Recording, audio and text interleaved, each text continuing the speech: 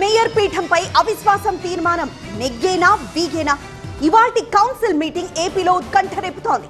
అవిశ్వాస తీర్మానం నేపథ్యంలో మలేసియా వెళ్లిన 41 మంది టీడీపీ కార్పొరేటర్లు విశాఖ చేరుకున్నారు.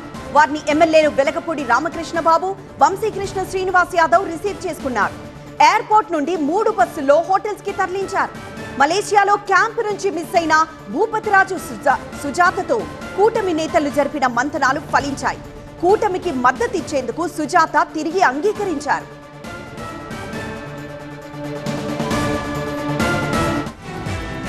సాగర తీరంలో నేడు బిగ్ డే.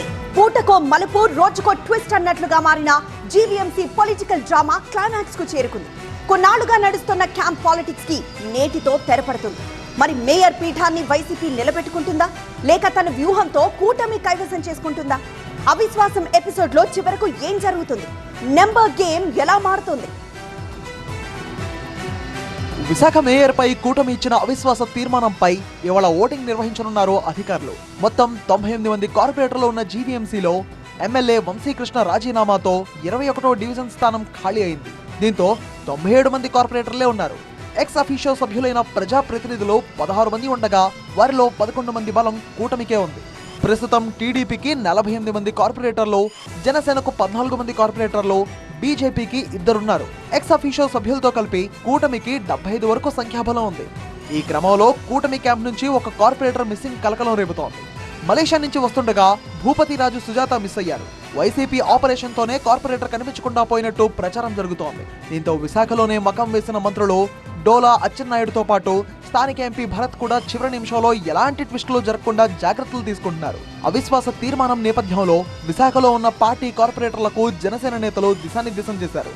సమావేశానికి ఎమ్మెల్యేలు కొనతాల రామకృష్ణ, వంశీకృష్ణ శ్రీనివాస్ యాదవ్, సుందరపు విజయ్ కుమార్, పంచకర్ల రమేష్ బాబు హాజరయ్యారు. మేయర్ పై అవిశ్వాస తీర్మానం నెగ్గడం ఖాయమని ఈ సందర్భంగా స్పష్టం చేశారు జనసేన ఎమ్మెల్యే వంశీకృష్ణ శ్రీనివాస్ యాదవ్.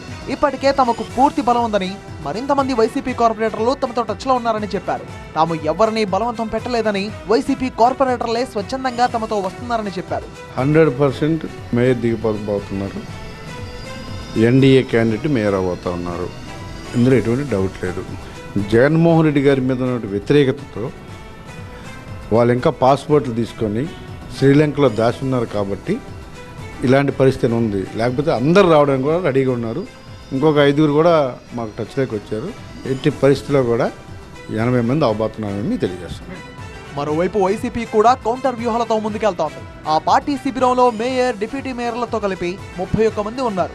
ఆ పార్టీకి ఎక్స్ అఫీషియో సభ్యులు 3 ఉన్నారు. తమ దగ్గర ఉన్న కార్పొరేటర్లను కాపాడుకుంటూనే కూటమికి మద్దతిచ్చిన తమ సభ్యులను వెనక్కి రప్పించేందుకు ప్రయత్నాలు చేస్తోంది.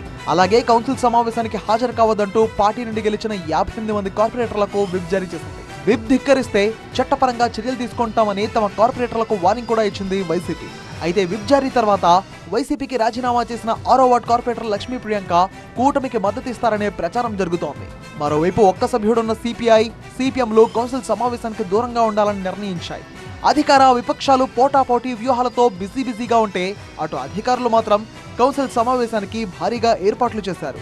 ఉదయం 11 గంటలకు సమావేశం ప్రారంభమవుతోంది.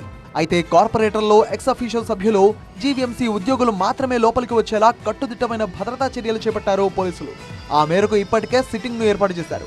ఐడెంటిఫికేషన్ అధికారులతో ఇప్పటికే సమావేశం నిర్వహించిన కలెక్టర్ హరేంద్ర ప్రసాద్ ప్రస్తుతం ఉన్న సీసీ కెమెరాలతో పాటు మరిన్ని కెమెరాలను అదనంగా ఏర్పాటు చేయాలని ఆదేశించారు.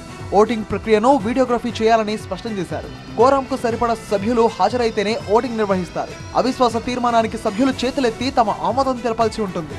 చేతులెత్తిన సభ్యుల సంఖ్యను లెక్కించి నమోదు చేయనున్నారు అధికారులు.